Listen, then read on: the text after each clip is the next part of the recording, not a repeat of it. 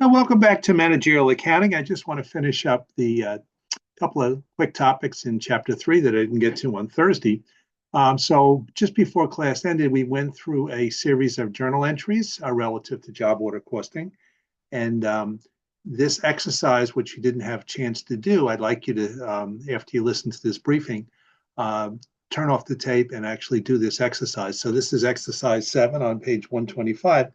And what you need to do is you need to record two things. As a part A of that problem, you've got to record journal entries which transfer the costs of materials out of the blending department into the filling department. And then you have to apply factory overhead to the filling department. And you also have to recognize wages in the filling department, both of which are going to increase work in process. And then you're going to have to transfer out of the filling department into the finished goods. And then once that's part A, so part A is to do those journal entries to record the application of materials, to record the application of direct labor and also factory overhead, and then to transfer out of the work in process account to the finished goods. That's part A. So you got to do those journal entries. And you'll see these journal entries again, not only in the homework, but also on the probably on the first exam as well. And then once you do that, the part B is you've got to figure out what is the balance in the work in process account. So when you do that, you got to consider the beginning work in process, and you've got to consider the various debits and credits that you had that you did in part A. Okay, so take a few minutes and do that exercise.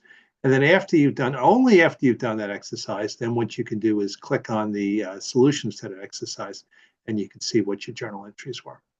Okay, so take a little break here and do exercise 7 on page 125, and then come on back.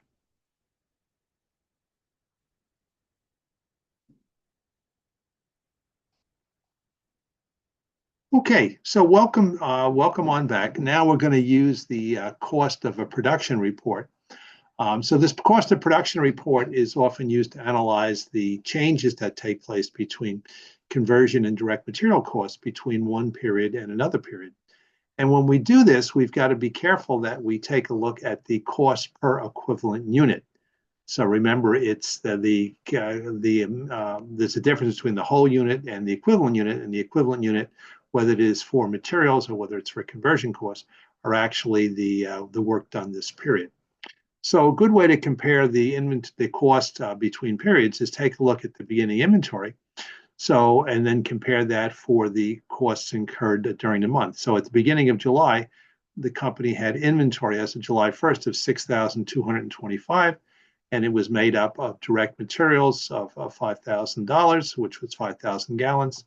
And the conversion cost, you had 5,000 units in there, but the equivalent units, they were only 70% completed. So when you do equivalent units, it's not actually 5,000. It's 70% of 5,000, which is 3,500. So first, we're going to compute now the equivalent units for materials. So materials was $5,000, and we know that materials are rated at the beginning of the process. So these are materials left over from, if it's as of July 1st, these are materials that were in work in process at the end of June. So that's $5,000 divided by 5,000 gallons. That gives us $1 per gallon. And then with regard to conversion costs, we had 12225. But remember, those were only 70% complete. So it's not 5,000 gallons, it's 3,500 gallons. So it's 1,225 divided by 70% of 5,000, which is 35. So that gives me 35 cents a gallon. So now what I can do is I can now compare the cost of materials and the cost of conversion cost per equivalent unit. I can look at that, compare the beginning inventory to the costs incurred during the period of July. So let's assume that in July, it says the cost per equivalent unit increased by 10 cents, while the cost per equivalent unit conversion cost increased by 5 cents.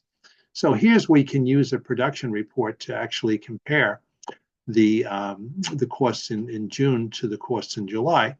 And notice, as we've said here, the cost per equivalent unit of materials went from $1 to $1.10, so that increased, but yet the cost per equivalent unit for conversion cost went from 35 cents to 30 cents, so it went down. So by doing this cost of production report, we can compare the costs per equivalent unit for both materials and conversion costs, and we can explore those separately and see what's going on here. So why is it that the cost of materials went up? Maybe it's as a result of a price increase.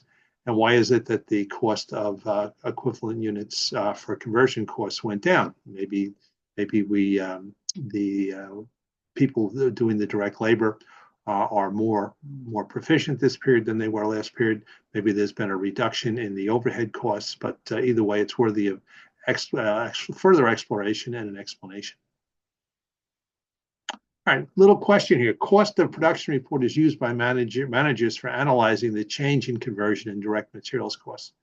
So choose one of the follows. This is the type of thing that you'll see on the multiple choice part of an exam. So the production report is often used by managers for analyzing the change in conversion costs and direct material costs per. Is it per whole unit? Is it per equivalent unit between periods? Is it between partial units between period? Or is it between completed units between period? Well, we know that the comparison is done on the basis of, it's not whole units, it's done on the base of equivalent units. So we know whole units is out, and we know whole units is part A, and we know it's not based on the completed units. We know it's based on equivalent units, and partial units is something we haven't used that term. So we've used the term equivalent units. So the best answer here, if I had to select, would be B, and that is indeed the best of the answers here. So we analyzed the change in conversion costs, and we based that on the cost per equivalent unit, like we did in the little exercise that we did. Okay. So now what I'd like you to do is take a little pause here and do exercise 8. And exercise 8, what you're going to do is you're going to compute the energy cost per pound for the month of June. You're going to compare it to July, and you're going to figure out what's happening. Those costs going up or those costs going down. So take a minute or two to do that exercise. Then only after you've done that exercise, come on back. Before you come on back, then check out the solution to that exercise. Compare it to what you came up with on your own. Let's go do exercise 8 on page 125. And then come on back after you've compared the official answer to what you came up with. And please, I've said this many times, don't get into the habit of just looking at the answer and nodding your head and saying, oh yeah, that makes sense. Do the hard thinking first. Okay, and the last thing I'm going to mention here is how to analyze costs for decision-making purposes. So we can do a cost of production. So here's a cost of production report. And on this cost of production report, we made it nice and simple. We assumed they had no beginning or ending work in process for the months of April and May. So we're just comparing here. We don't have to consider the beginning work in process and the ending work in process. And you look at them and you say, well, why is it that the total manufacturing costs for May are $106,000 and April is $50,000? You know, what the heck is going on? Well, I wouldn't be overly concerned that more than doubled, because actually we doubled the number of units completed. So when you take a look at the cost per unit here, you've got to remember that the costs for May are spread over 200,000 units, and the cost for April is spread over 100,000 units. So the cost per unit for April is 50 cents, and the cost per unit for May is 53 cents. So, you know, it's still a 6% increase. So you've got an increase of 3 cents, and it was 50. So there's a 6% increase in costs, and you got to ask yourself, well, what is the increase in cost? Is that related to the materials? Is that related to the labor, the energy, the repairs, tank cleaning? So let's see if we can pinpoint which of those costs are going up or down. And the way to do that is, for the month of April, take all the cost and divide by 100,000. So the materials costs are 20,000 divided by 100,000. And for May, it would be 40,600 divided by 200,000. So when you do those calculations for each of these items, remember, for April, every item is divided by 100,000, and for May, every item is divided by 200,000. So you can start to see what happened to the cost. So materials costs are up 1.5%, direct labor costs are down.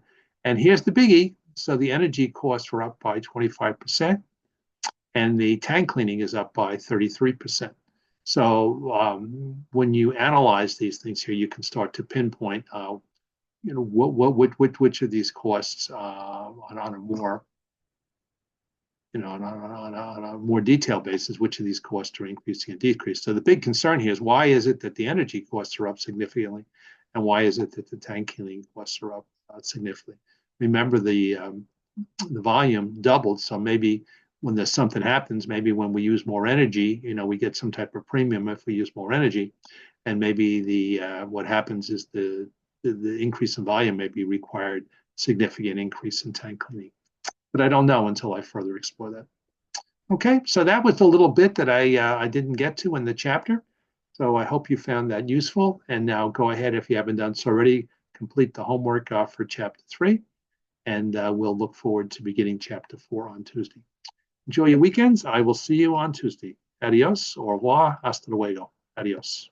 See you later.